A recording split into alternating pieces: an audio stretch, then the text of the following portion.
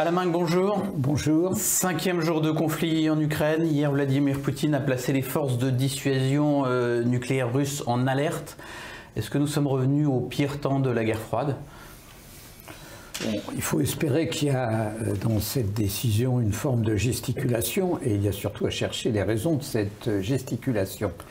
Ce ne sont pas les pires temps de la guerre froide. À certains égards, c'est beaucoup plus déstabilisant que la guerre froide. La guerre froide avait un mode d'emploi extrêmement précis. Et au fond, on a connu 30 ans de paix où il n'y a eu un paroxysme qu'une fois, c'était au moment de la crise de Cuba. Bon. Pourquoi donne-t-il ce sentiment de fébrilité? Pour des raisons qui sont, à certains égards, rassurantes, si on peut le dire, dans cet océan de malheur. Parce que moi, ce qui me frappe d'abord, c'est que ça fait 5 jours et on s'est habitué à ce nouveau monde, qui était quand même le monde de l'inimaginable pour nous, c'est-à-dire des gens qui se réfugient dans des métros à 3 heures d'avion de Paris dans le continent européen. Bon, mais il faut prendre les choses telles qu'elles sont. L'inimaginable est devenu notre quotidien. Je pense que Poutine avait sous-estimé la résistance impressionnante des Ukrainiens. Poutine avait oublié que l'Occident existe. Et Poutine n'avait pas imaginé une seconde que l'Europe se renforcerait en faisant un saut qualitatif exceptionnel. Et puis il y a une question qui est quand même en amont de tout ça, qui est le système Poutine. Ce ne sont pas des milliers de nazis ensorcelés. C'est quoi le système Poutine? Pour beaucoup des kleptocrates, des gens qui sont enrichis en volant les matières premières, qui se sont donné un mode de vie de stupre et de luxe, et qui ne doivent pas être très contents aujourd'hui. Quand on ne peut plus rejoindre Courchevel, quand on ne peut plus profiter de sa maison au Cap Ferrat, quand on ne peut plus envoyer ses enfants étudier à Harvard, est-ce que ces gens-là, qui font le système de décision russe, sont heureux de ce qui se passe? Et donc la vraie question de le lâcher, c'est une question, je suis incapable d'avoir une réponse. Mais vous avez comme moi sous les yeux la scène extraordinaire où il interroge les membres de son soi-disant conseil de sécurité et où on voit que le visage des gens dit l'inverse exactement de leur bouche. C'est-à-dire, on voit qu'ils ne veulent pas cette guerre. Donc, je pense que les facteurs de déstabilisation du régime poutinien sont forts. Est-ce qu'il est d'autant plus dangereux qu'il est isolé? Non, mais il y a toujours un risque, évidemment, de paranoïa, d'un fou. Est-ce qu'il existe dans le système nucléaire russe, en fait, une dérivation qui permet de bloquer un geste inconsidéré, comme il en a existé une aux États-Unis au moment de la crise de Watergate, ce que le New York Times a expliqué 50 ans après? Ni vous ni moi ne le savons. Mais je pense quand même qu'il ne faut pas non plus surestimer ce qui paraît être un geste, d'ailleurs, qui n'est pas le premier, ça fait 3 fois qu'il met ses forces en état d'alerte. Puis il faut se souvenir que dans le passé, même Henry Kissinger avait mis les forces américaines en état d'alerte. Vous y avez fait allusion, il y a en tout cas une nouveauté, interdiction de l'espace aérien européen aux avions russes, bannissement des grandes banques du pays du système international de paiement SWIFT, achat et livraison d'armes à l'Ukraine. Toutes ces décisions ont été prises ensemble par les 27 ces dernières heures. C'est formidable. Une Europe de la diplomatie, voire de la défense, est-elle en train de naître sous la pression de Poutine? Non, mais c'est formidable ce qui est en train de se passer. Ce qui est dommage, c'est qu'il ait fallu attendre un tel malheur. Et ce qui est le plus impressionnant, c'est le basculement de l'Allemagne. L'Allemagne accepte de fournir des armes létales. L'Allemagne bloque le gazoduc. L'Allemagne prend un risque pour ce qui la concerne sur le plan énergétique. L'Allemagne accepte de bloquer SWIFT, ce qui est quelque chose pour elle de plus gênant que pour d'autres. Et vous avez, ce n'était pas le cas à Paris, des centaines de milliers de gens qui manifestaient hier à Berlin. Et donc, de ce point de vue, ce basculement de l'Allemagne, qui est quasi unanime, hormis l'AfD, l'extrême droite totalement minoritaire, est un signe qui veut dire que la construction européenne vient vient de franchir une étape formidable, non pas juridique, non pas institutionnelle, mais dans les esprits, dans la vision du monde, et le tout dans un Occident qui a retrouvé ses marques. Je veux dire, le président Biden a tout dit en un quart de mot. Il a dit il n'y a pas 1 cm² du territoire de l'OTAN qui n'est pas sous protection américaine.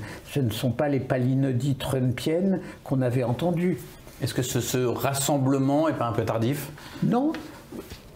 La règle, c'est que les démocraties ne peuvent pas être proactives, elles ne peuvent être que réactives. C'est la loi de l'histoire. Mais de ce point de vue, la rapidité des réactions, l'intensité des réactions, l'unanimité, l'accueil des réfugiés, même en particulier d'un pays comme la Pologne, pourtant si hostile au flux de réfugiés venant du Sud, tout ça fait que d'un côté, il y a le regard sur le malheur ukrainien, et de l'autre côté, et l'admiration pour ce peuple, et de l'autre côté, un sentiment extraordinaire de satisfaction de voir que, pour ceux qui pensaient que l'Europe est morte, l'Europe est bien vivante. Et j'espère quand même que les électeurs français sauront faire la part entre ceux qui étaient les suppôts du poutinisme, les croque-morts de l'Europe, les ennemis de l'Occident, et que ceux qui auront Tous ceux-là sont disqualifiés à vos yeux pour la présidentielle? À mes yeux, à moi, il l'était déjà. Donc mon regard personnel n'a aucun intérêt là-dessus.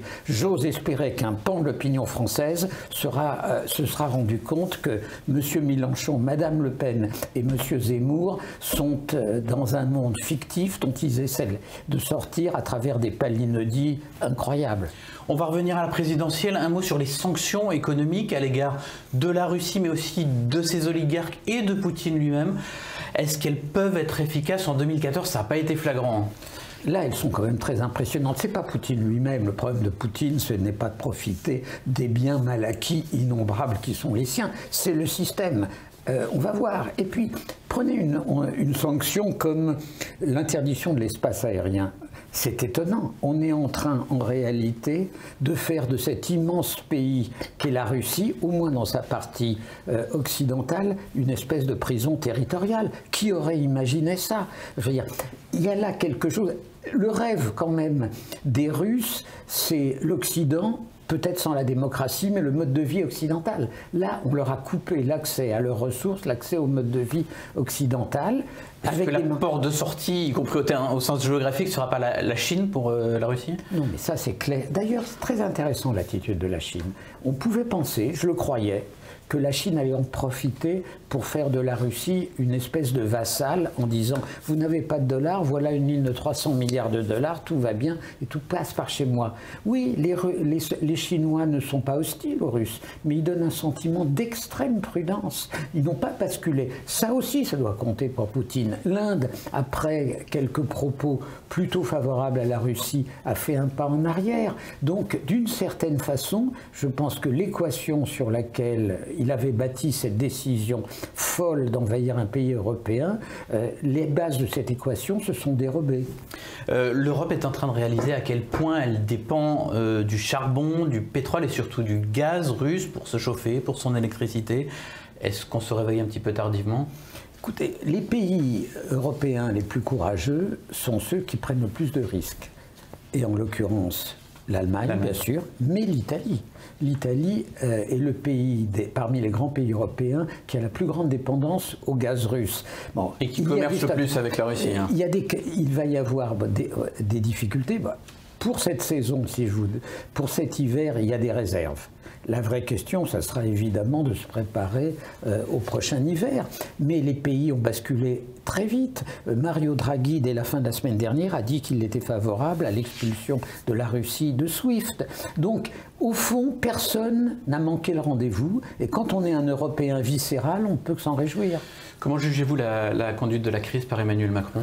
Écoutez, il fait le boulot, comme la plupart des chefs d'État occidentaux.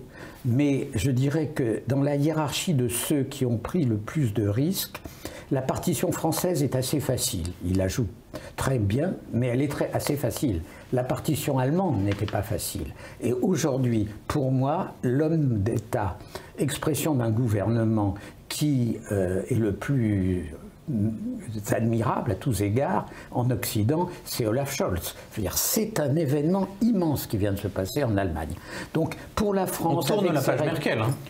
On tourne la page Merkel, mais c'est l'histoire qui tourne aussi la page Merkel. Et pensez au rôle incroyablement positif dans cette évolution des Verts allemands. Et il ne faut jamais oublier que c'était Joschka Fischer, le ministre des Affaires étrangères Vert, qui avait été le premier à promouvoir la présence hors du territoire allemand de soldats au moment de la guerre du Kosovo. Les Verts allemands n'ont rien à voir avec ce que nous appelons les Verts ici. Sauf sur le nucléaire peut-être. En France, la guerre en Ukraine recouvre depuis jeudi dernier complètement la prochaine élection présidentielle. Est-ce que nous allons avoir un scrutin sans campagne, sans débat, une sorte de tacite reconduction d'Emmanuel Macron? Écoutez, 40 jours, c'est beaucoup. On le voit. Bon, il est évident qu'il y a un effet du drapeau. Il est évident que, politiquement parlant, Emmanuel Macron, comme je lui avais dit dans la campagne précédente, avait signé un CDI, un contrat à durée indéterminée avec la Providence. Et il est clair que la providence politique qui était au rendez-vous en 2017 pour lui l'est d'une certaine façon en 2022. Voilà, après 40 jours c'est long. Est-ce que...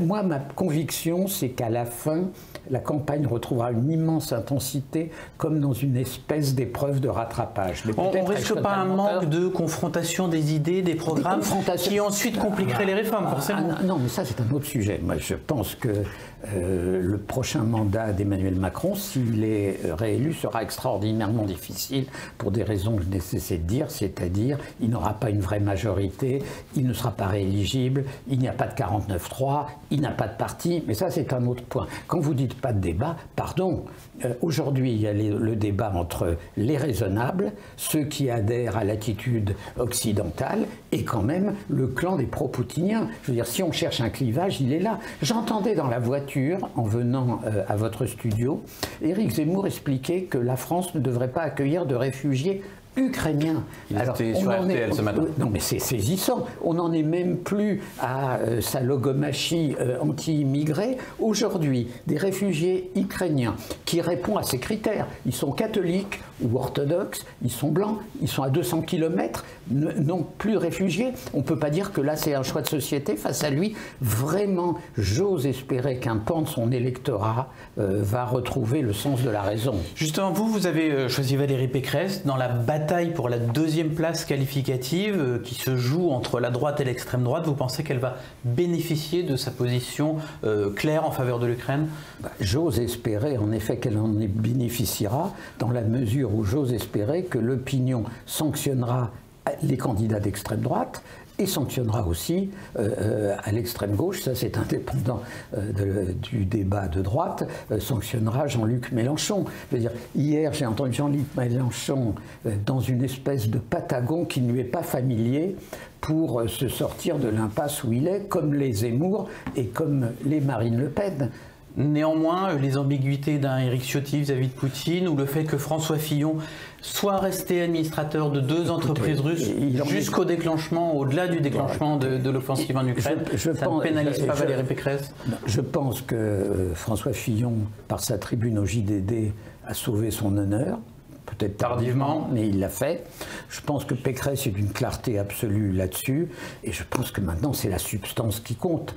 Le clivage, la ligne de clivage maintenant, elle est limpide.